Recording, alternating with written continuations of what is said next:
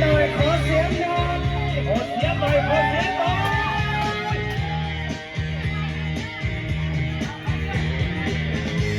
เกิดมาไม่เคยเจอใครเหมือนเธอหลับฝันละเมอภาพเธอคอยร้อนทุกคืนหลับลงคราใดอยากนอนไม่ยอมก็ทุกค่ำคืนเจอเธอที่ปลายฟ้าไกลก็ได้แต่เพ้อแต่ฝันลงก็ลงชื่นชมโดยเธอไม่รู้ตัวเจอเธอทีไรจิตใจเต้นรัว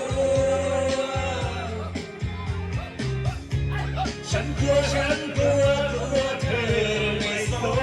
นใจอยากเดินเข้าไปบอกว่ารักเธอเวลาที่เจอที่เธอส่งยิ้มมาโอ้เย่เหมือนอย่างโลกนี้สดใสขึ้นทางตาในช่วงเวลาที่ต้องการใครเข้าใจสักคนขอเสียงได้ขอเสียงได้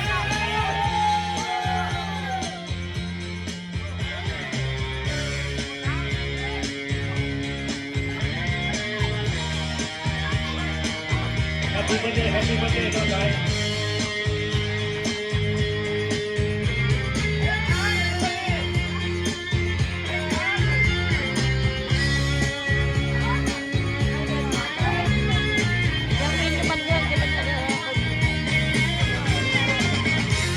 อยากเดินเข้าไป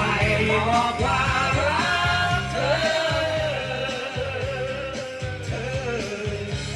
เวลาที่เจอที่เธอส่งยิ้มมาโอ้เย่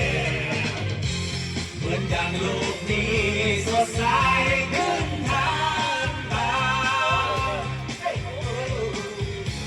ในช่วงเวลาที่ต้องการใคร